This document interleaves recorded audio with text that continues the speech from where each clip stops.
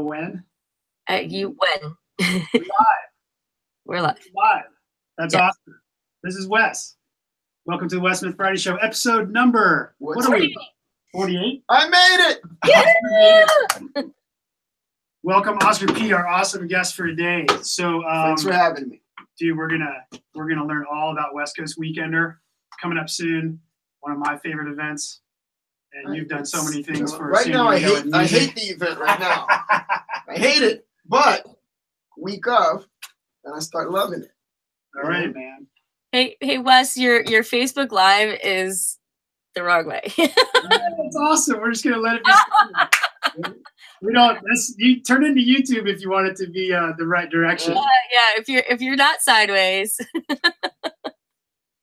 That's what we're drinking. Our grapefruit soul is trying to get sideways. Real quick. Usually sometimes we go on and on and on here, as I was explaining to you, Oscar. Mic free. That's right. Mic free. Mic free. Real quick, super quick beginning announcements. San Francisco Friends, Juice Night Out, this Saturday at Monarch. Check it out, juicenightout.com. Go have fun with Facebook. Hope to see y'all there. Got a good crowd over there on the event and hanging out. A lot of good feedback. So looking forward to that. Super stoked. We got, who's on there? Eric Rigsby, DJ ShYo, Hot Mess, and Nurse Noise. Great lineup. Real quick, don't forget the label, our unofficial sponsor, Juice Recordings. Check it out, juicerecordings.com. Juice. That's it. And then this podcast, hey, if you watch it later, or if you're looking for photos or other things that we posted, all the show notes, that kind of jazz, we put it all at varietyshowwithayO.com. That's it, buddy. Kind of like that. So that's it, man. So Oscar P, give the intro. Give the Oscar P intro. What can I say?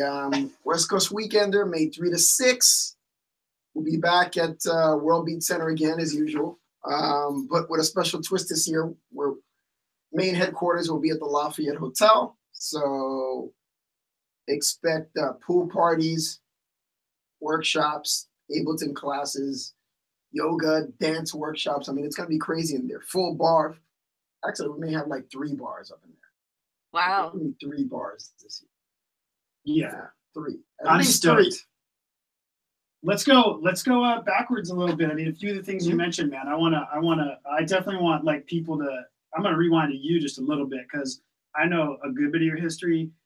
Before we did this, like I checked out more of your music. Dude, you got a long history in music. You've been on a lot of labels. You made a lot of music, a lot of collabs, a lot of DJ. Like maybe a little bit on that, and then. Rewind to you just a little bit, got you to West Coast Weekender. It's funny because one of the things I was working on today in the office was I'm about to be doing music for 30 years. I'm about to hit 30 mark. I was going to ask you, so thanks for offering. I'm actually planning. I've got a new album with Nordy Cotto coming out, and we always do at least an album every other year. And then I've got my new solo album later in the fall. So I've got these 2 projects, and both of these projects are going to coincide with 30 years in the music. Do you know how many songs you have producer credits on? Oh man, thousands. Dude, it's crazy. I own probably all of my music except like early stuff when I was a teenager, stuff I did on Strictly Rhythm, labels like that, Easy Street. So, but once I started getting into copyright ownership of my tracks and music and songs, I own like at least over 7,000 recordings. This is between my own stuff and labels and artists that I've signed, and it's a pretty big catalog. It's big. Yeah, I mean, I'm not near that, but I can appreciate the ownership part, and I've always done my damnedest to retain ownership, certainly of everything on Juice Recordings. And then as I got a bit more notoriety, I would request it in their agreements, after a certain amount of time at least, or whatever the negotiation was. It's very important to try to maintain that. It's important once you establish yourself and you got a name. It's not something everybody can get. If you go to some of the more established labels, they're going to own your stuff and they're going to build you up. If you can get to a point, I mean, in New York City, it's a little different, New York City, I would wake up, work all weekend on music, go out and party. Monday morning I'd wake up and I've had these demos done, and I've got probably 25 labels to go to shop music. That's not every city. Right. You know, It's just New York. Yeah, you've got Tommy Boy, Nervous, Strictly Rhythm, King Street. You got all these record labels. So it's like you set up your meetings, you go play some stuff, and at the end of the day, you're gonna get something signed. If not with this guy, with that guy, with that guy. Would you rather be cutting your teeth in today's promo market or the way you did it? Hell no. This is crazy. It's insane, man. I don't know how it's you insane. It's insane. Today's send out anything. Today's market, you know, besides the profitability of doing it, you can still make money. I make good money still doing music, but it's definitely a third or a quarter of the kind of money we used to make, the kind of budgets we used to have. You got to do supplemental things. Yes. So you have to get creative. Yeah. You got to have your publishing, your songwriting down. You got to throw festivals. Yeah, parties, you got to. Weekenders. We do events. Yeah, you know that's part of it. But yeah, besides Weekender, we do events all year round. We partner up with people. We do small ones, medium-sized ones, big ones. Yeah. I mean, you have to be active, you know, and go on the road and tour. But that's like building this whole thing, dude. And you got so much. Like I know we got limited time today. It's a 30-year lead. You know, I started my first record came out in '88, so I've got like a long lead time compared to some guy that just started making. Like tracks I heard of you, and ironically, I don't think we lived in New York for long at the same time. I never met you there. I had heard of you. And this would have been like during the time period where I had friends that were super into house, and you love house music, and it would have been like Masters at Work era. Oh yeah, that whole era. We were Maud there. Atkins from the techno side. We were there. Junior, and, Roger Sanchez, Eric Carrillo was there. Carrillo, Todd Terry. I mean, the list goes on. I mean, I came up with these guys, and I had the Def Mix crew as well. Frankie was there. David Morales, Satoshi Tomi. You know, I was fortunate to come up in this era where I had, you know, I wanted to produce. I didn't know what the hell I was doing, but I had friends that were producing and doing all this great stuff. Yeah, come into the studio, hang out. Awesome. Okay, you go there, you sit down, you shut the hell up, you pay attention, and you pick up things. So when I met you the first time in San Diego, and it was probably around the first West Coast weekend or so, 3 years ago or so. Yeah, right? I've been here. It was a little before that, but it was right in that range. And when it was at the time it was really just SD Union, those guys who have now kind of evolved into United by Bass and all that. And they were talking about you, and I was like, Oscar P. And I knew of you and all these things, and I was like, but San Diego. I did not piece it together until I met you there, and I was like, oh, okay, that Oscar P. Yeah, the first people to ever. I mean, I was before I moved here. I've been. I think it's 3.5 years now, going on 3.5 years. But before that, I was coming here for 5 years before that to DJ. The first guys that brought me here were Dive, Soleil guys. So those are the first guys that brought me here to DJ when I was in the area. So when you're coming to San Diego is kind of this infectious city. It's like the more time you spent here, the more you want to move here. And this happens to everybody. I've already got tons of friends that came and hung out for a week or two, and then they come back, and now some of them are moving. I just tell them all, get a one-way flight, man. Yeah. Just get a one-way flight. Just don't even worry about it. Just get the one-way flight, and then when you get here, decide. But I'll almost guarantee you're going to be calling someone being like, let's just clear out the storage. Yeah. Ship it from wherever, or just give it away. So when I moved here, I kind of had an advantage because I already knew a lot of the promoters. I had already worked with many of them. Who are some of those that are still around? And then what are your all of them are still around. I mean, first, what are those names, those promoter names? I mean, Chris. First, it was Dive Soleil guys, which at that time, Allah was doing dive parties in Mikey Town, so I would come and play for them. Okay. Then I got looped into Chris, played for Soleil, and then I started playing for other people. So by the time I moved here, I kind of knew everybody. And I was also going to the Bay Area, going to San Francisco, going to places. Yeah. So when I moved out here, I knew everybody in the California area that was doing stuff. San Jose crew as well. Those guys at Continental Bar, Sammy and those guys. So it was easy. It's like I was really embraced. Those guys really took me in and said, yo, dude, come on. You're with us now. You're one of us now. It's awesome, and it's an awesome example at that time of what house music, the culture. It embodies what house music is really all about, which is family, community, unity, working together, not working against each other. And it's still definitely there, but and a lot I hear a lot of people say it's not there, but I think it's there. Diego, it's just that not in general, but I think it's just I think it's still there. It's just that there's this other piece of electronic music that's so overwhelming now that it gets mixed up with like somehow that should be that same culture, but it's not, and it probably won't be because there's just too many people. It's one of the things I love about San Diego, and sometimes it does get on my nerve a little bit because it's like the 90s. It's kind of like you can go to the techno party, then go to this party, the tech house guy, dip into the drum and bass party, dip into it to the soulful house at Soleil. You know, so you'll see a lot of this. By the way, you'll see a lot of the same people floating around. So it's like nobody's here like I only listen to this. People are hopping around like it's the 90s. Absolutely. Yeah. And they're listening to everything. And that's one of the things that attracted me to movie. Yeah. Like I love this. Yeah, there's all kinds of house music. There's in subgenres. There's all kinds of other genres that are not really over here across the board. However, you are going to get a small percentage of people who think that the commercial leaning tech house or EDM that's house music. Because it has the word house in it. Yeah, but, and and the genres are all mixed up here. Everybody plays this. There's parties that you hear a little bit of everything. Yeah. And like I'm playing one in for the Prism and Monarch and those anime camps in May, like May 12th, and that's totally multi-genre. That's like it's gonna have drum and bass. We call that desert house. Whatever, man. Yeah, we call it desert house. Yet another genre. Yeah. But that's a style that's not pure house music to me. I understand where you're coming from. It is a segmented break off of house music. For sure.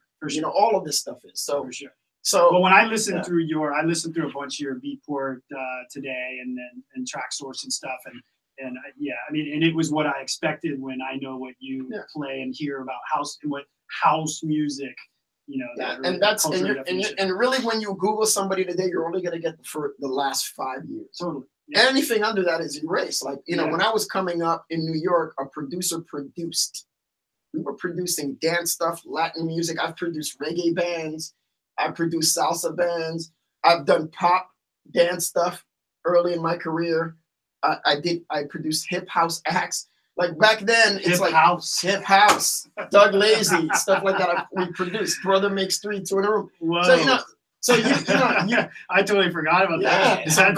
That stint, that era. Yeah, and some of that you can hear some of that coming back every couple of years. There's somebody puts up one of those. Now when I hear like G House, that thing, which is about 10 years, but that's really that's what they call it. That's what they call it here. Yeah. And that's 10 years old. It's a guy rapping like back there. Yeah. Then you got the spoken word stuff. So there's a variety of different segments. What are people going to hear at West Coast Weekender? I mean, I want to get into it some because I will tell you. I know just real quick how we know each other through this. Mm-hmm. I think I played there one time, maybe the first year. I spoke on a couple panels. It's awesome doing that. I think it's a flyer, the poster, or you got an update? I got the original. Yeah. Shameless. I got the original. You gotta update them. It's everywhere. All right. Well, now I have an update. We'll keep it rocking. It's dude, West Coast Weekender. So much on it. So is primarily an underground event. It's sort of like a big rave. Okay. You're gonna listen to house, some tech house, some techno. You're gonna listen to some new disco. It's just a variety of different things segmented throughout the day with different time slots and different cliques of people that we group together to play. Like, and then by the time we get to Sunday, Saturdays are peak time. So Thursday, okay, so Lafayette Hotel kind of opening party, Lafayette Hotel, Thursday, May 3rd. That's gonna be laid back, soulful grooves to start the day. We don't want to hit them too hard, right? Because we got 3 more days to go.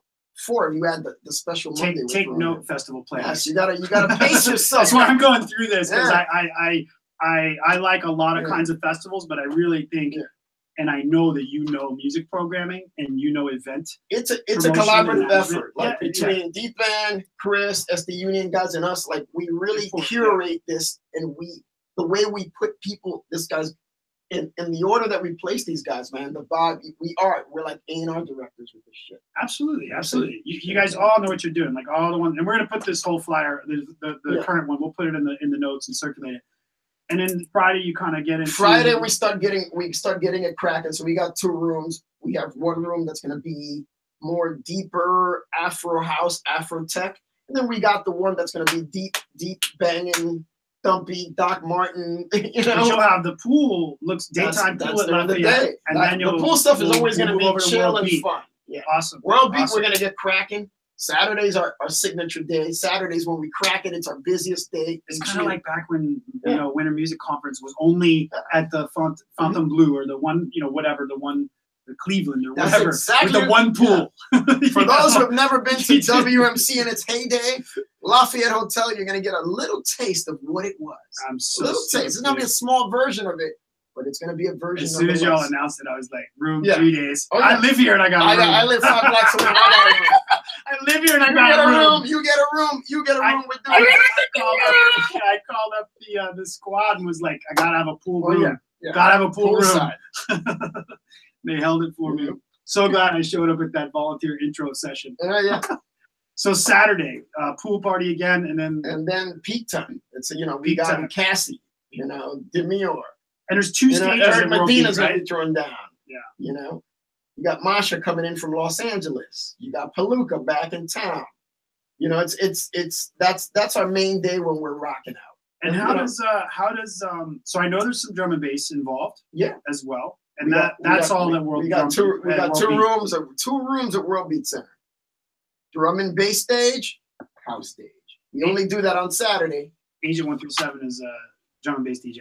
Oh, really? Producer. Yeah, that's her thing. Yeah. Let's have it. Oh yeah, we'll make sure she sends. Yeah, I want to come. I want to go next year. Yeah, and this is the 3rd year, right? This is year 3. Yeah, I'm surprised I'm still alive. And you got. But what I thought was really cool is I love that Lafayette Hotel. It's historic. There's a lot of that stuff in San Diego that people sometimes don't realize if they've just been here either to party. Gem, man. If they've just been here for spring break to party, usually younger, maybe not going to some of those historic things like World Beat or the Southern Balboa Park or the Lafayette. A lot of people don't even know that World Beat exists in Balboa Coronado Hotel. There's these cool places, right? And I think that's awesome. Lafayette Hotel is definitely like true story. Yeah. Lafayette Hotel, the original Lafayette Hotel was built in the 1920s. The guy that designed the pool was Johnny Wassermeyer. Remember him? Used to play Tarzan in the silent film. Yeah. Tarzan. So he's, and then if you go through the Lafayette Hotel, you're gonna see pictures and photographs of that used to be a main hub, getaway hub, the Lafayette Hotel from Marilyn Monroe. Frank Sinatra was there, Dean Martin. Oh, that's so cool. It's wild. Of people that have been in that hotel, know, and they got rooms named after some of these guys. So God knows what was going on there.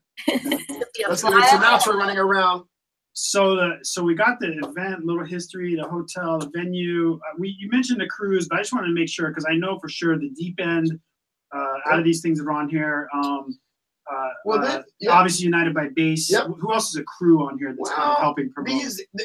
We have a lot of other crews. We usually unleash our last poster that has everybody on it. Okay. Because we don't want to be doing a logo show. It looks crazy. We got 50 companies all working on this stuff, and it's like half of the poster would be just all logos. But these have definitely been here since the beginning. I've seen at least Deep End and TrackSource is brand new. United by Bass. First year TrackSource is sponsoring. Lafayette's new. DJ Times has been around. Musicology has been around. Jim Tremaine comes and does some panel moderation. He comes and moderates the panel. He's good at that. By the way, man, I met him at the first West Coast Weekender. Yeah. And what a great guy, man. I ended up speaking at another conference, their big DJ conference in New Jersey. Atlantic City, A couple times. He's just a nice guy. Nice. He's invited me to some shows at Omnia and stuff when they do the DJ Times Awards. Great guy. Yep, he comes to San Diego a lot. I think he has family here, so he has an excuse. But he has work and family here, so he gets it done. First job I ever had in the music industry, DJ Times Magazine. A lot of people don't know that. Is that the connection? Is that how you know him? Yeah. Awesome. I used to work for Richard Andis, was the guy who hired me. I worked at the magazine as a writer. A lot of my connections that I've had for 30 years are through writing articles for magazines and publications. Yeah. And I've written for a few. And after Rich stepped down, Jim became editor. Okay. And him and me hit it off, and we've been working on and off for years. So when I'm gonna do stuff like this, I'm gonna call my homies that are ready to go. Yo, Jim, I got this idea. I'm in. Okay, cool. I'll call you next week. Just, I may have hung out with him 4 or 5 different nights or days, and he's what a nice guy. Laid back cat, knows his stuff, travels all around the world to different festivals. Knows so much about music. What a life. Man. And enjoys it. Yeah. He's still out at the club, like still hanging out. Not a big drinker. But being himself. Not the party kid, dude. Not anymore. But back in the day. Hey, man, it's evolution. Yeah. It's evolution. Yeah. So these are our key supporters. Fruits Ecology is out of Los Angeles. And that's another company that promotes a lot of that's events. this one at the end. All right. Yeah. So they've been with us since the beginning. Of course, you got Artist Sound in there. Agent 137. We'll get all the links in there. Yep. Cool, man. So that's what she does. Aside from switching cameras, she's awesome at that too.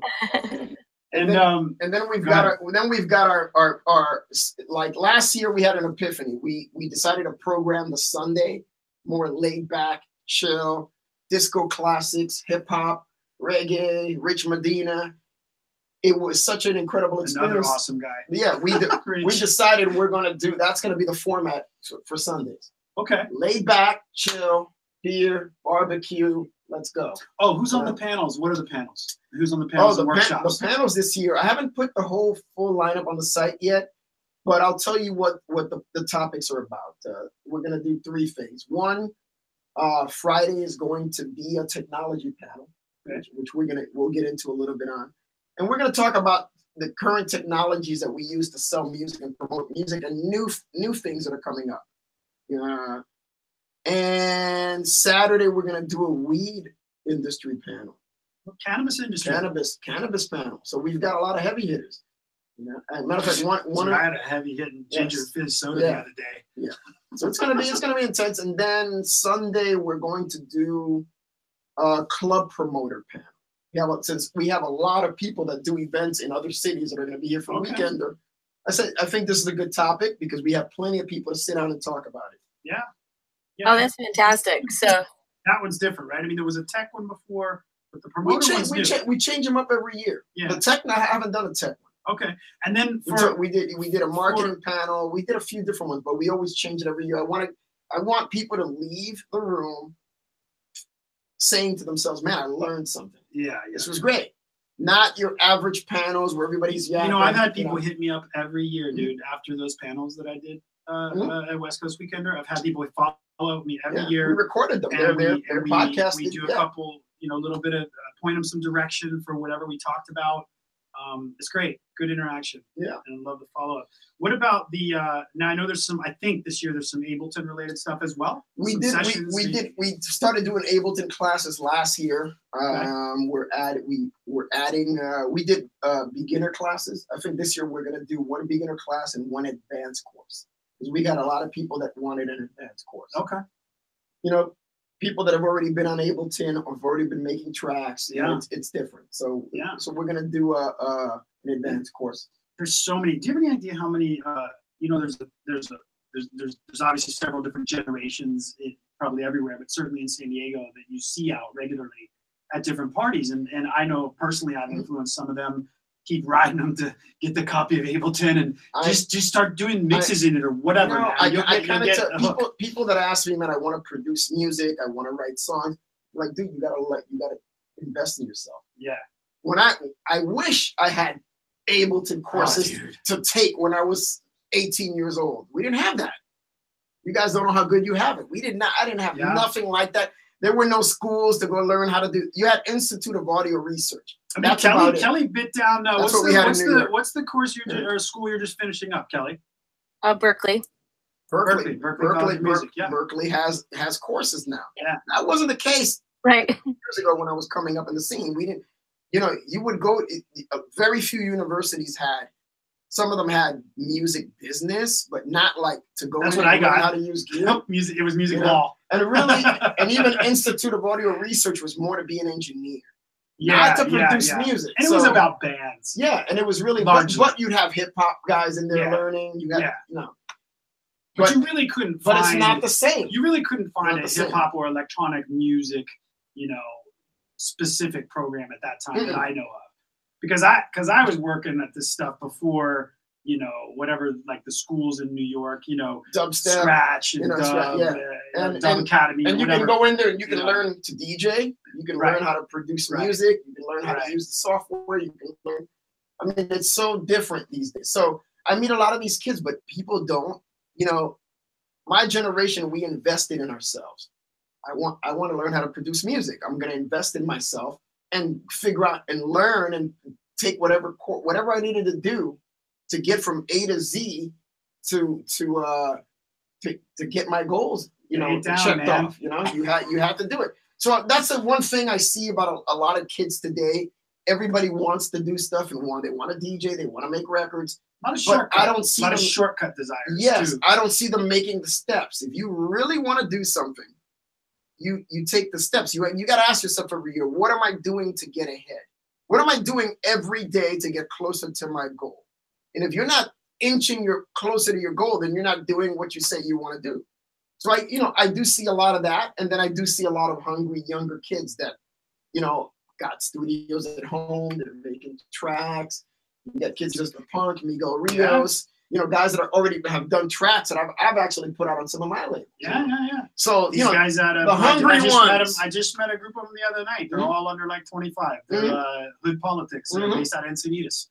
Yeah, they played some great guys as well.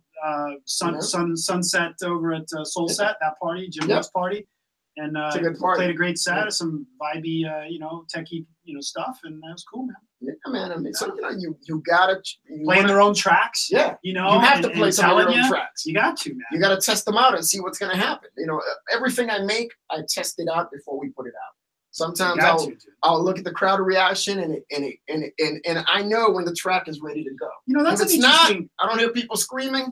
We're going back in. That's an interesting point because when I think about maybe something people ask me the most, one of those things is, hey, do you always play these tracks out before they come out? And my answer is 100%. Like I know at least the floor I played it for is into it. Yeah. So I know when it hits Beatport, TrackSource, Spotify, you're gonna have an audience for it. I know if someone listens to it, they're gonna enjoy it if that's how it is. Especially if people are losing their minds and they have no idea what it is. It's not like they know what the song is or the artist is. They're on the dance floor. Yeah. Typically, that's why there's such a misconnection with DJing and producing. They're really, I keep telling people, they're two different audiences. Totally. So the people that buy my music, my music fan base as a producer, are totally different than the girl that's 25 that wants to go to the house party and likes what I DJ and likes me as a DJ.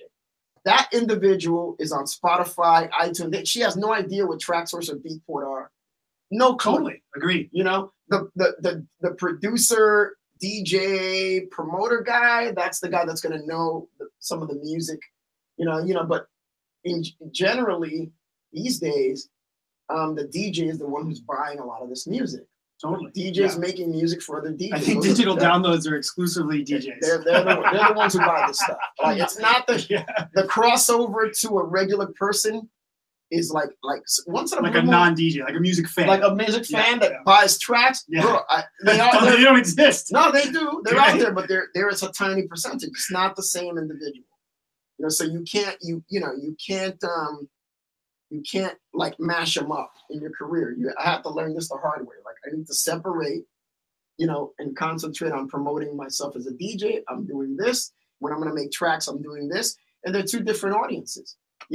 I've learned how to better merge the promotions of both. I think we're all still learning it, but I'm certainly still learning that. I definitely DJ'd for a period of time before I produced anything, and then, but any kind of notoriety definitely came through the producer side, which was interesting because it was almost at a time where Spotify kind of started to blow up, streaming in general started to blow up, and that was a real catalyst. And the funny thing for me was it was a mix between really being known as, you know, making the music, and quite often people wouldn't even know I DJ'd at all. No. And the irony to me in that was that you become known for something that is the thing you're the newest at versus you know how you got into it all in the first place. But you take what you get, and and like you said, you got to try to balance it and work. Understand both sides. I totally agree with that. When I started, it was a little different. It was vinyl. There wasn't even, you know, cassettes. The CD wasn't even. You remember paying $25, $30 for a dub plate? Oh yeah. So you could take your song out and play it to Frankie Knuckles at Sound Factory, where please. You have one $35 acetate, and you got to decide who to give it to. Or make a few. Or give it and get it back. And that's $75 each. That's $35 a side. Yeah. Just to put like 4 tracks on there. And if you drop it, you will get it done again. Yeah. And you could play it like what, 10 times? If I remember right? It wears out. Quick. Yeah, it wears pretty out. Quick. I mean, a good vinyl record you could play maybe 100 times. But then they came out with the test pressing. On that one, you know, you press like 40 of those before the actual press. That was the vinyl. I think that was when the vinyl manufacturers kind of had a heads up that it was all going south, because that was, to me, that was kind of, it was a good thing, but it was a way for them to kind of remember, because they would be like, oh, well, give us the $250 deposit on the whole $50 order, and we'll include 40 test pressings. So that was a cool deal, because if you had been paying $35 a piece, you're like, no brainer. You know, and so you did, and then it was good, and you went on into the production deal. I think, you know, I remember, you know, you could start like 500 units, and maybe 1,000, 2,000, 2,500. Back then, bro, they wouldn't even, if you weren't doing a minimum of 1,000 units, they didn't even want to look at you. Yeah, right when I got in, it was about 1,000. Yeah, right when I got in, it was about 1,000. Like a small order. Yeah, totally it was. Yeah. And then as it started to kind of decline, they started, you know, trying to do smaller orders. Unit price was higher. Then, we all knew it was over. And it's had its resurgence, but it's great. I think it's a lot of cats that never experienced that in its heyday, so they got a chance to relive a little bit of it. But it's not. You can't see it. I got my 1,200 over there. Yeah, but it's not super profitable. So it's hard to sustain that, you know. Yeah. I did vinyl up until 2013. That's when we stopped. Yeah, we stopped. We were 2000. Yeah, we were done. I'm not doing this anymore. Yeah. Yeah. I have done some licensing deals with some labels in Europe where they will press the vinyl and put it out and sell it, but that has nothing to do, you know. Just a licensing deal. Here's the track. And you used to be able to make, I mean, if you were considered an import, which meant if you were over in the US and you did domestics, they sold for about $6, you can make $1 or $2 on those units. But then if it got picked up overseas, we had a couple that happened with, that was when you got the sweet deal, because you already paid for your dyes and your acetates and all that. And now it was just, you know, knocking them out 1,000 at a time. And it was good money. I mean, you could after shipping and returns and jazz, you know, you could probably make, 30-40% on the original unit cost. For us, it was about licensing. You know, our company. That's what got you the exposure. In my experience, that got you the exposure to it. Our company was set up to chase licensing. So we would get records on the radio, do certain mixes that were going to appeal to certain places around the globe. And there's 2 kinds of licensing. There's companies. You know, FFRR would call you and say, I want all the single rights. And they would take the record, sign it. You had to stop pressing it. And they would just take over everything. Yeah. And pay you a royalty. And that was a great deal for a lot of people. Yeah. And then you have compilation licensing, which is different companies that compile CDs with 20 different artists, 10 different artists, whatever. Some DJ mix CDs with, you know, 2 CD sets. And those guys would license tracks. And that was the lifeline for a lot of independent labels. It definitely was. You know, like for I don't me, think any of that exists anymore. If I didn't have that, I you know, so I learned that. You see those CDs I have on the wall? I didn't even know what to do with them. And I got one up there. Like, I'm like, what do I even do with it? I don't even know what's on it. I can't. But it's got my name written on it with a date, so I'm just holding it up there on the wall until sometime when CD reader flows through. Maybe a variety show guest. The CD reader flows through. It was, it was an interesting time. Then the CD came out, and that kind of wiped out a lot of things. Hey, I got a quick back to San Diego real quick. This is my intermission for you. Yeah, I have some locals only questions. So people who get here, you know, there's people come here for like 10 days, right? Some for a week, whatever, right? So, favorite restaurant, a local one. It's my locals only questions. The Italian spot. You live in North Park or near North Park, right? I live in North Park, but we this is in the neighborhood over South Park. Okay. Buena Forqueta. That's probably my favorite restaurant, but I haven't been there. That's and they have and they got a new location in by Liberty Station down there. That's incredible. What's it called again? Buena Forqueta. Okay. I mean, that's the best Italian food. I mean, real Italians from Italy, not Queens. I'm in. Not that they're not real Italians. I'm selfishly asking you this for me, if you can't tell. But if other people get some benefit. No, that restaurant is incredible. And then yesterday I went to a restaurant that opened up near me called Shank and Bone that I haven't had yet. I've seen ads. It's incredible. Shank and Bone. It's the good Shank and Bone. What's I will say, if you're over here and you come, so where we are right now in the studio is over in Pacific Beach, different neighborhood. If you manage to come over here, just say an interesting place to check out, fairly local, is the grass skirt. Real here. I'm just giving them one that's near me. Interesting little place, Hawaii theme. It's really it's kitschy. It's fun. I haven't been there. It's interesting. Been there. Great food. Little place. You know, like it's nice. It's my favorite beach is OB. I was about to ask. The next question was favorite day spot. It's artsy. The sunset is really good there. Yeah. You know, Sunset Cliffs. Sunset Cliffs is, all that whole area is beautiful. So I mean, whenever we have people in from out of town, we definitely take them there and make sure to take them to these spots so they can see the beauty that is San Diego. Favorite spot for people watching? OB. West Coast Weekender. Or West Coast Weekender. West Coast Weekender. That's a tough one because I watch people everywhere. Yeah, me too. Yeah. I would have to say just on the stoop in front of the studio isn't bad during the day. Yeah. There's a nice patio over at Chiba Hut. You can go hang out over there and watch people. So if they're here before or continuing after West Coast Weekender events, where would you send them for a music venue? Check out, I don't know, live music or whatever, something that Observatory. That's true. Check to see if they have concerts. Music Box. That they want to see some of that. Those are the music spots box. To check out. Yeah. Winston's over in OB is more chill and fun. I haven't been to Winston. If you want, primarily live music, occasionally some dance things. But cool. Yeah, I thought it'd be fun to throw out a few places that folks that might be here in and out of the event could check out. They probably didn't think I knew about any of this stuff. I wasn't trying. I've been here a while. I wasn't trying to stump you, man. I was checking the 4 years of knowledge. Awesome. I think Kelly has a question for you around your DJing and touring. Okay, well, we have some audience questions that we gleaned from the social medias today. So one of them is from Eric Rigsby, the most talked about person on the variety show, and he wants to know how much of the event West Coast Weekender is local talent versus out of town talent? Because it sounds like you've got a lot of people from San Diego on the lineup. Yeah, we always have a lot of local talent, and we try to rotate it each year. So there's a group of locals that play this year. The next year we swap them out with another group. That's kind of how we do it. But we always have to have locals on there. That's the lifeline. Yep. He's in San Francisco, so I think maybe he's hinting that locals. We got who we got here? We got Matthew Bryan. I see Matthew Bryan. Alien Tom. Yeah, Mikey Tom. Red Sonja. Chris Herrera. Yourself. Yeah. International, but you live here.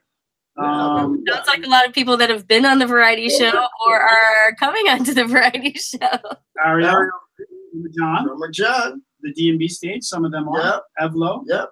Bay Area, Carflow. MC Rita. MC Rita. Garva.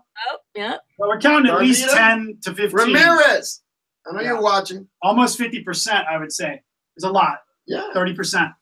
Yeah. And then we also have a lot of people that don't know. We have a lot of sales reps in different cities, in Los Angeles, in Oakland, in Phoenix, and different places who push ticket sales for us and travel to West Coast Weekender. So each one of these crews has DJs attached to them, and we book them. So guys like Eric Groove about the music in Oakland, that's one of our key guys over there that pushes this event. Oh, cool. So those guys come over and play every year, you know, Yeah. and they get a lot of people out from the Bay Area. But you know, that's one of our main crews, one of our main homies. What, Kelly? I think you have a couple more questions. Yeah. Yes. Joseph Spencer says, Oscar. Now I may butcher this. Oscar Dove la macchina? Yes. Yeah. In Italian, and where's the car? Where's the car? Okay. Run around the club and say. Where is the car? Yeah. What does it mean? Where is the car, Joe? He took an Uber. Where is the car? And then Cameron Blackburn. Hi, Cameron. He wants to know what your most embarrassing DJ moment it has been. Oh man, do I got to tell this story? Apparently, he knows what it is already. Not yet. Okay. But soon. So I went and played in Singapore. This was a while back. It's been a couple of years. Okay. When they had Ministry of Sound had a version of the club over there, and basically I was booked to play this beach club. So, but it's a you know, from New York it was like a 15-hour flight. So I said to the promoter, listen, I need a second gig. Find me something. I need a second gig. Going over there for one gig, too crazy. I can't do it. You know, it's too crazy. Make it worth my while. So she got me a second gig. You know, so when I get there, they booked me into the trance club. I don't play trance. I think the only trance record I had in my record bag at the time. Yeah, this is vinyl. Vinyl. Not a lot of options. It was heavy. Was Sandstorm? No. Record shops in Singapore. Silence by Sarah McLachlan. Okay, all right. You know, so Yep. the Silence. Quality that's what I had. tune. Great. That's the only one. Yeah. Everything else was house stuff, or even the hardest stuff I had that was borderline techno house. They just weren't fucking having it. One guy grabbed his phone. I'm in the DJ booth and he's typing in, "You suck." Oh no! Yeah, it just wasn't. Back when they had the first little app that scrolled across. Yeah, for you. yeah. It was, you know, so that was it wasn't really embarrassing. It was kind of upsetting because they booked me into the wrong venue, but I asked for a second gig and that's what I got. You know, I guess that's what was available, but it was kind of embarrassing because usually I pride myself on going there and smashing them over the head and getting the job done. So, you know, I've never found myself in that position before. I'm like, man, these people. That's got to be crazy. You know, it's like in music where you realize like it was like I was the Iron Sheik in WWE. That's what, yeah, that's what it felt it's like the big mismatch. You know, like I was gonna fight Hulk Hogan in WrestleMania, and I was the villain. That's kind of what it felt like. Huh. Terrible. Speaking of touring and DJing, dude, what's some of your favorite places you've been? You've been a lot of places. My favorite places to play, probably throughout the years is I like playing Germany, Frankfurt, Berlin. Ibiza is always fun. I haven't been there in a couple of years. Is Ibiza still like what it was? I mean, it got to a point where it was real EDM, and then it started coming back. Similar to Amsterdam, everything's starting to come back to a variety of good music. All right. So definitely, if you look at what they're booking now, as opposed to like 5 years ago, it's quality. Cascade and David Guetta swept through. Exactly. Now we're back to quality. I like some of their music, but they swept through. Yeah. Okay. And took over and made millions. Yeah. And, you know. Zed. Yeah. Good Exactly. for them. Yeah. Good for them, man. But so Germany, it sounds like, was house music. I don't know if I associate that. Those were fun days. It wasn't always techno, you know, but you do have to alter your style in some of these cities to adapt to what some of these kids like. So you know, so even if I play about back in the day, I was playing more soulful, regular, standard, classic house. These days, I'm playing more Afro house, Afro tech, deep house. Sometimes I'll venture into the techno side with some on the. That's something I wanted to ask you, yeah. because I know some of the parties you throw or are part of here in San Diego are pretty. I wouldn't say genre specific. They have stylistic descriptions to them. They do, you know, but they're not beatport genres, they but they have stylism, and I think that's interesting because it's not, you know, marketing a beatport or Tracksource music brand, but it's certainly giving a vibe, and I'm interested in the 3 or 4 variations of that, if you could explain it, if you can, without playing music. I mean, I've played a variety of stuff here. I will tell you one of the first things, like the last year, I've been back on track with what I'm known for and what I like to do. When I first moved here, I knew a lot of promoters that would throw the parties. You would get booked, and you find yourself for some reason adapting your music selections to a specific party or sound that's going on here. And I did that when I first moved here, and it went okay. I did some stuff, but I wasn't happy, you know. So I kind of caught myself like, what am I doing?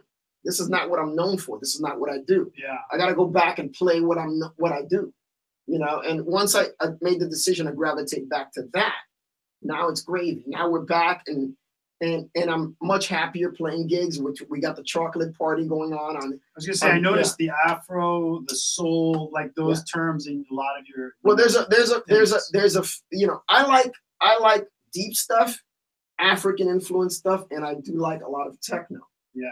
Fortunately for me, the Afro house scene, which was more heavier on the soul side, when the African style of that started infiltrating the US, the drum programming, the sampling, the vocals, the way the records are made, the way they're engineered, that stuff had a big impact in the US on the house scene.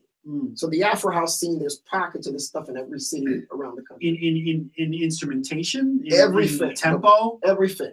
The way they had an influence and impact. Matter of fact, that arrangement, it put an injection of new energy into that scene. Okay, right. So by the way, I only really experienced that in New York. Yeah, a lot of Brooklyn, a lot of Queens parties. Yep. You know, you get a little bit of that. I didn't. But what's been happening in the last 5 years, 3 to 5 years, is the whole Afro tech movement is starting to come in. So the Afro tech is interesting because you have. I don't know if I could describe that properly. We call it Afro tech. That's the genre. It's not even an official genre. Okay. That's what we call it to follow. But basically, you have German producers that like Afro house. So they're trying to make Afro house. Is that kind of the origin of it? That's one of them. Okay. You have African kids trying to make techno, and you got German techno guys trying to make Afro house. Okay. So with those two things happening, they created a whole new genre. They hear each other. That's Afro house mixed in, fused with techno. Now that's it's amazing. Now that's a beautiful thing about the digital era, right? Because there's no other way that a group, for a number of reasons, economics, distance, regions, that a group from Germany would get interested in maybe a style that's kind of caught on in the US, and then is also over here with origins and roots and some grassroots efforts in Africa. There's no way that would happen. It's the digital in the way that it did on vinyl. Right? I don't think it would happen that as fast as it did. I mean, the whole Afro house movement. In the speed that it did. You know, mind you, we always had African influenced house music. You had guys like there was a whole tribal 5 years of that was an influence. That was an influence. You know, everything. But you had Mateo Matos, you had Joe Claussell. These guys are considered like the godfathers of this sound. Okay. But the African style is a little different. The drumming is different. You do live drums, not just drum machines. Okay. So they use a fusion. Yeah. So when that style fused with what was going on here, it created a whole new subgenre. Where did that? And when you say here, I think you're talking America in general. America. What a particular region where that East Coast, West Coast, all over the country. Oh, really? Okay. This stuff is all over the country. There's Afro house parties in every city in America. Huh.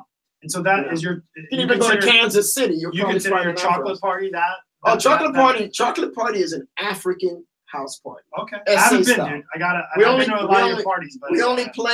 It's totally different from any of the other things I'm involved in or how I DJ. And that I wanted to do a party. I teamed up with Kenny Lytle, Pro K. So we wanted to do a party that was that had that energy of that traditional sound. And we started experimenting with some things, and we just decided, you know what, let's just do it, go balls to the wall and do it.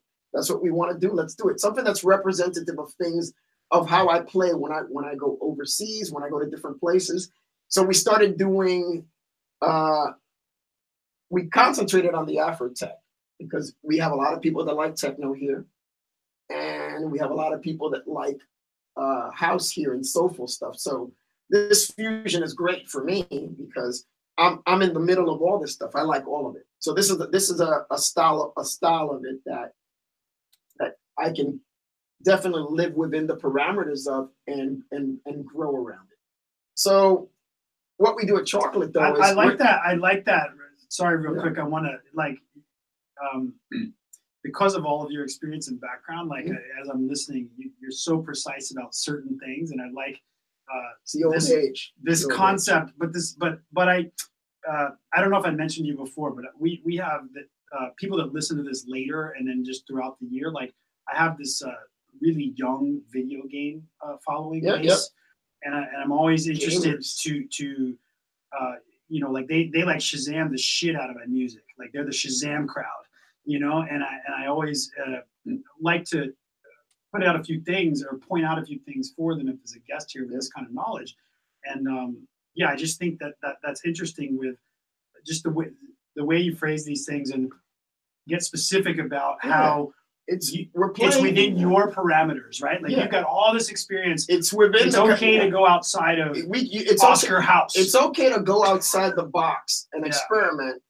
This particular I was always playing a lot of Afro house and soulful house and classic house in my career. And then I would go to Detroit and play parties where I would play techno, Detroit style techno.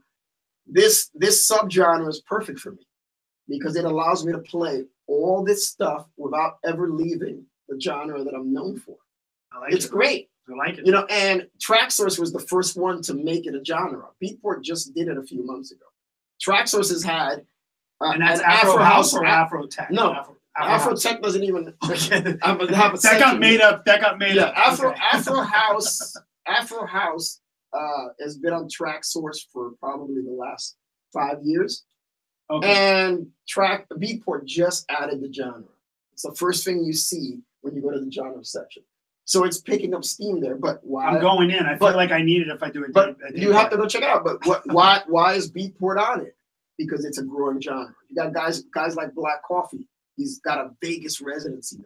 I have some of his tracks. Yeah, you can't deny, and even he's. And I wouldn't have known. And he's not as techie as as you can get. He's still like traditional Afro house, But when he plays out, he plays a lot of this stuff out. Okay. And it's caught on.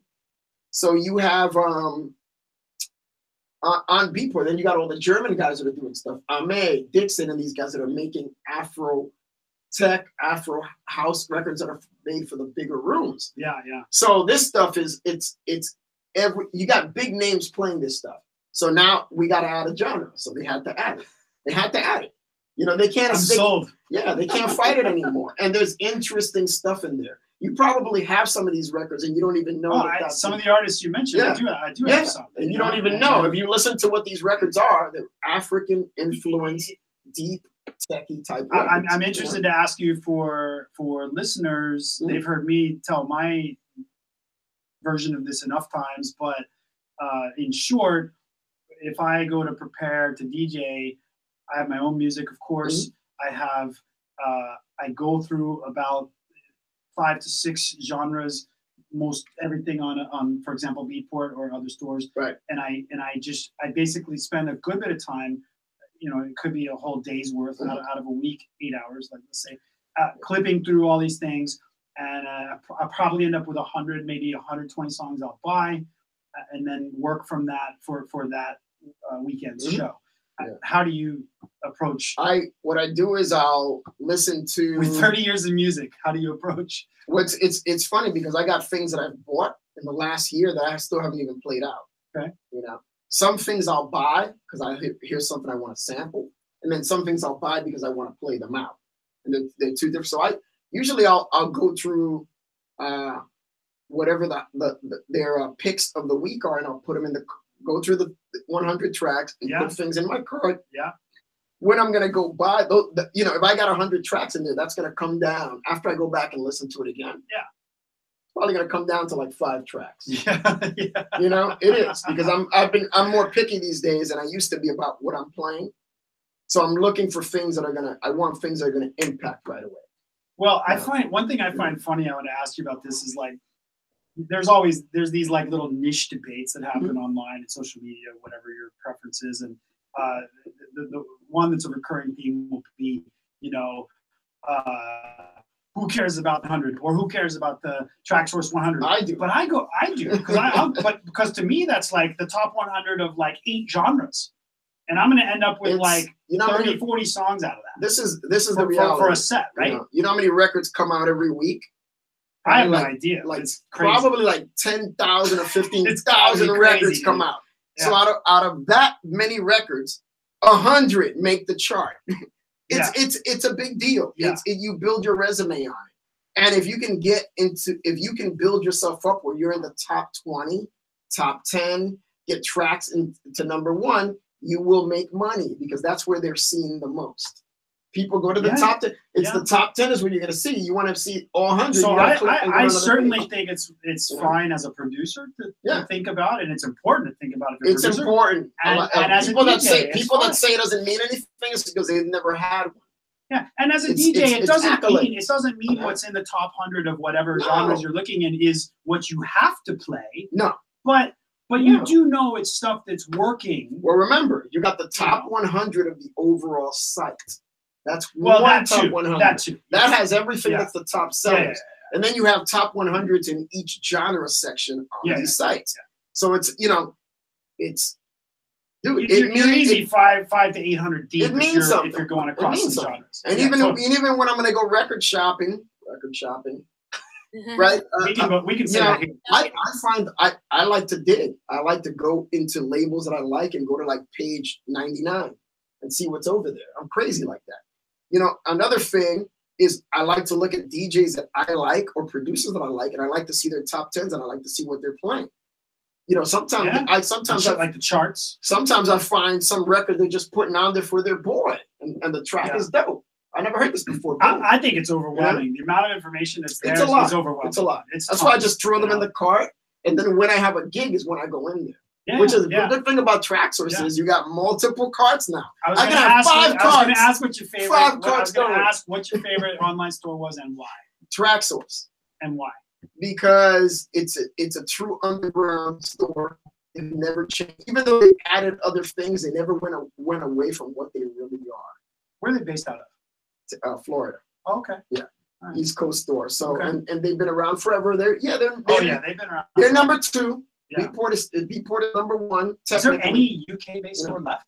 Juno's still open. Juno's good, but we don't sell as much music on Juno. I find it hard for me to navigate Juno. Probably because I got used to whatever the American style was of user interface. Yeah. The interface. Beatport Pro. It's cool. Yeah. That app is cool, man. You can blow through some music with that thing. So technology makes it fun. I like shopping on these sites. I buy stuff on Beatport too, but I prefer Track Source because I'm loyal. All right. Agent 137, what's your favorite music store? People are gonna flame me for it, but it's Beatport. I can't really do that. It's great. I will really say I end up buying. I found great stuff on Juno. I like a lot of artists that will tend to have things exclusive there for a little bit. Yeah. So I got to go over there. Track Source not as involved with, but I'm going to check it out more. And Beatport in that, having said that, Beatport is the majority.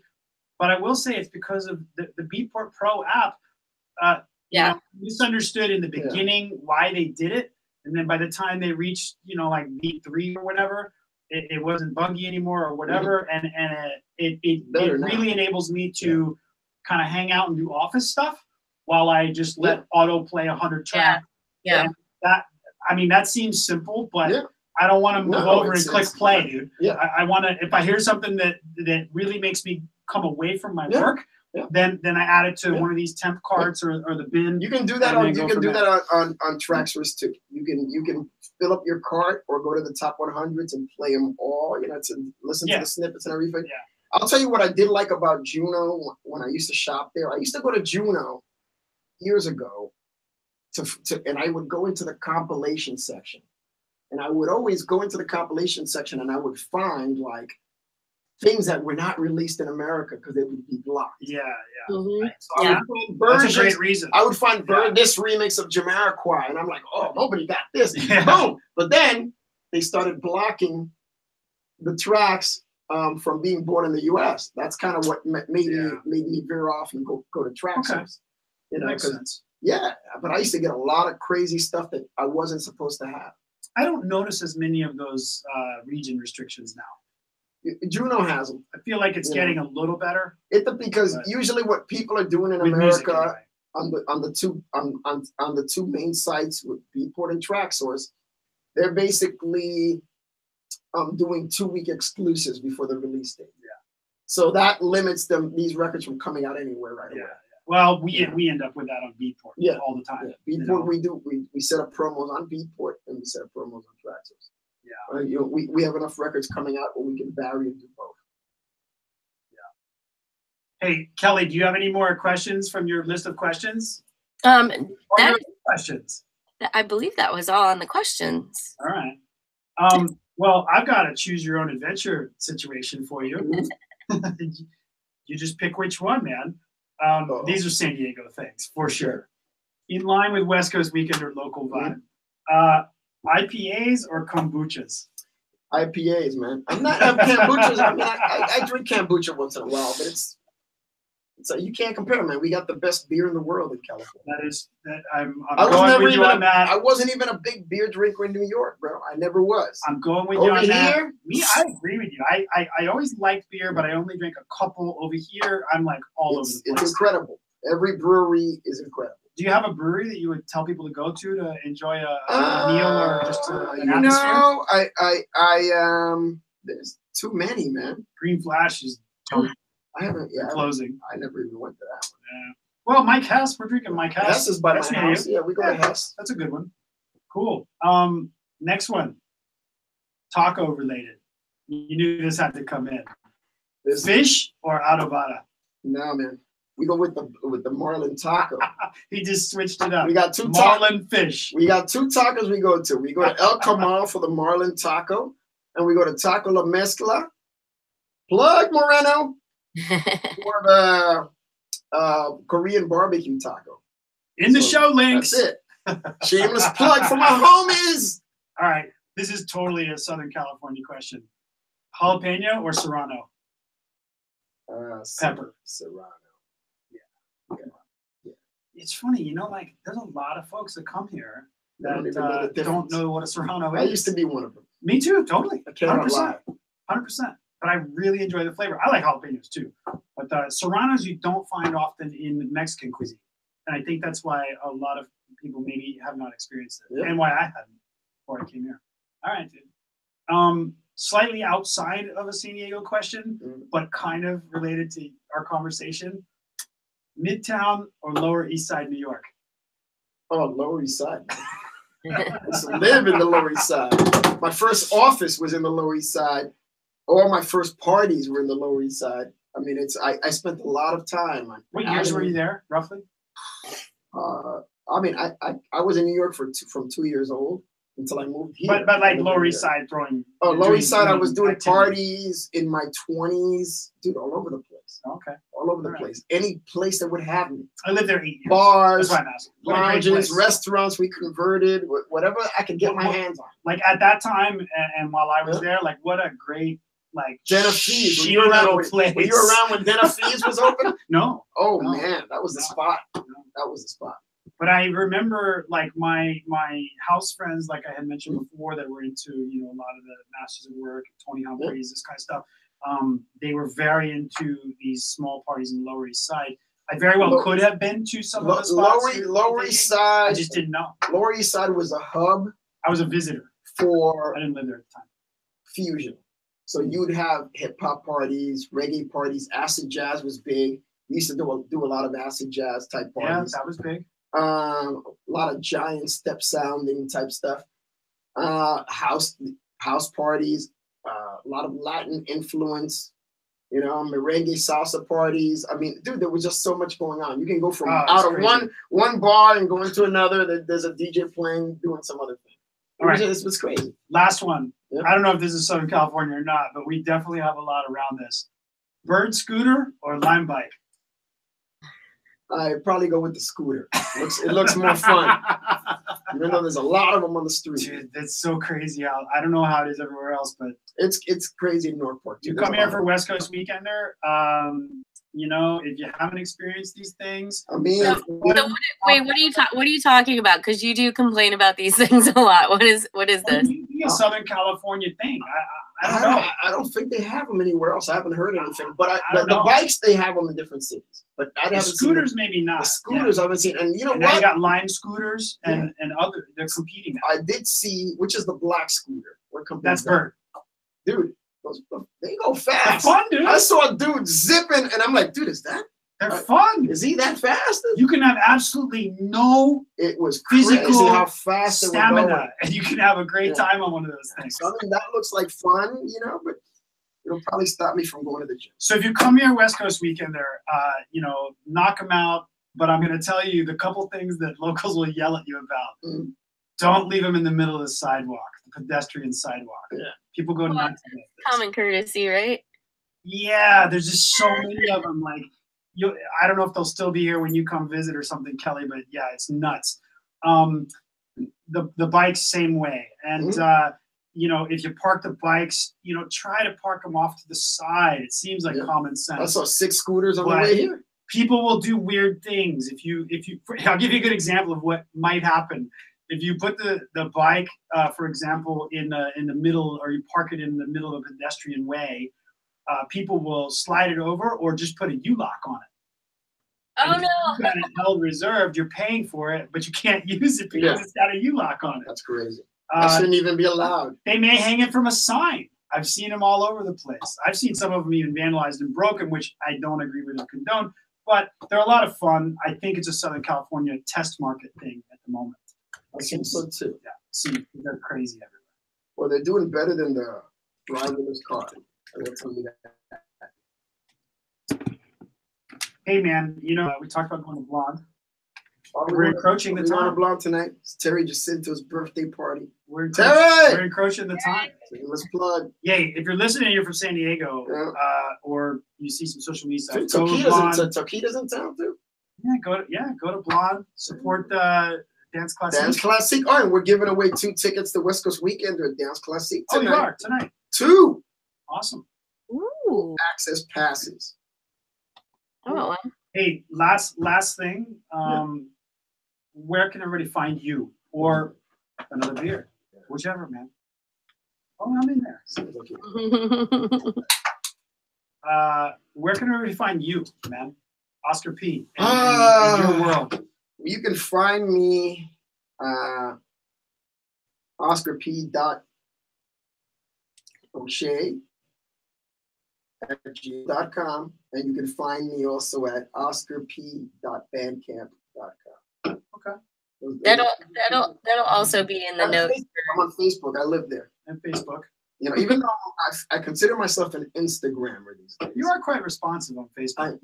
But I like Instagram is my favorite social network. Cheers to that, dude. I appreciate, you know. It's hard not to be. You get back all the time. You get back. I mean, you know, it's kind of like an extension. I like Instagram better also, but I don't post much on artistic expression. I like Instagram for work. Yeah. You know, I'm totally getting into Twitter. I just never. 15 years later, I'm getting into Twitter. I never got it, bro. I've been trying lately. I have been on there, but I don't like it. Instagram is like. And Snapchat. What does it I remind you? I got into Snapchat for like a week. It's too much work. Crazy videos from my niece. Yeah, it's way too much work. I'm like, oh, I gotta do another video. I thought it was really fun. I guess that was 2016. I did a pretty long, it was like 50 shows related to that album that's up there. Mm-hmm. And that was a lot of travel, man, a lot of fun. But Snapchat was cool because it was like the one thing, like, you just needed Wi-Fi, and it just like quick little bits, little circulars in an airport or whatever. And it was a lot of fun. And then after that, I was like, I couldn't understand the reason for it if I was like here in the studio. I guess it comes down to what do you want to use it for? I thought it had a great use for that. Yeah.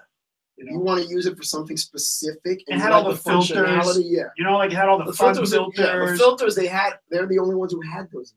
Yeah, you're like you're totally traveling around like by yourself when you're touring and stuff. You're like on a plane, whatever. It's like, okay, selfie number 19. Yeah. I'll put some unicorn ears on or something, Yeah, it was pretty awesome. Kelly, do you have any last and insightful questions? For the awesome Oscar P. I think you guys went through a whole bunch of questions already. You see, I'm on the spot. I'm like, no, I don't even. I'm doing technical things. I do want. Yeah, I'm actually. We've been in the chat the whole time for Facebook, which the sideways thing kind of threw people off for a while, but they went with it, kind of. Turned it the other way. Yeah, no, you didn't. So, but it's okay. And I do want to just lay on the couch. Just lay on the couch. Well, I give you the YouTube's link too, so the people kind of went over there. No questions are taboo. But next week we've got Neil Black, right? JS2, J Splat, and Damia. Does that sound right?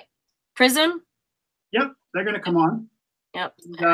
We got Neil and I think Kyle and maybe one other from maybe someone from Into Hoodie. JS2, yeah, curators of Into Hoodie. Like I said, I'm doing that party with them on the 12th of May, and it's a Monarch and Into Hoodie presents Prism thing. Yeah, I saw the invite. Yeah, I might pop in. I'm in town. Wes has been doing more of this in San Diego, where you guys are live and across from each other. Because we've done a lot of ones like all over the place, but it's nice when it's like this too. Any other events coming in that there's some that we can't talk about yet, but we'll get to those in future shows. All the ones that I have, we can't talk about yet. We can't talk about them. They did nice stuff you can't talk about. Well, we do have Sneak coming up. Oh yeah. So that's this weekend at Music Box, right. And then we have Rock the Discotheque, Enter the Tech. Yeah. Warehouse Party. Secret location. This Friday night. I'm playing. DJ Ideal is playing. I'm thankful there's a lot of that in San Diego too. Yeah. Oh, I love the warehouse stuff. Again, the 90s. It's cool. I'm reliving all the stuff I lived when I was 18, cool, 19, 20. Dude, I'm just living the dream again. Part 2. You're having a blast. I'm having a blast. I love it out here. Part 2. But yeah, Enter the Why not? Why not? Enter the Tech, 420, private warehouse. Go on my Facebook page. You'll see messages. Type in Enter the Tech, Thanksgiving. It'll come up. And this is like the most underground, crazy rave spot you've ever seen in your life. I can't even tell you. I can't even tell you where I didn't even play last year, but the spot is crazy when we went over. The spot is crazy. So I mean, we need if you like that sort of secret location, you don't know where you're going. Flashlight, walking down some tunnel. Opens up and you're like all these pillars and the sound system's going. If you like that, call me for tickets. With Oscar P. Look me up on Facebook and ask me about tickets. I'll connect you to Rufio and he'll sort you out. All So right. we're gonna wrap it up and roll out. Sure. What time is In it? a little bit. We're close to 9. Oh man, We're close to midnight. We're gonna Uber it out. Close to midnight for her. Rich Medina. Yeah, we're great, Rich man. Medina just texted me. Hey, look, man. Before we cut it off, seriously, thank you so much. Oh, thanks for having me. I mean, I'm sorry I've been procrastinating. But we've the got schedule is killing me. We've had a lot of great guests in here. This is fun. But you're a legend, man. I can do this every week. And really, you're a legend. We can do this every week, right? Yeah. He's like, please pay attention. You get a hug, bro. This is California, baby. Just giving the hug love. No. All right, folks. Kelly, hey, everybody, stay classy, yo. That's it. We're out. Good night. Belong tonight.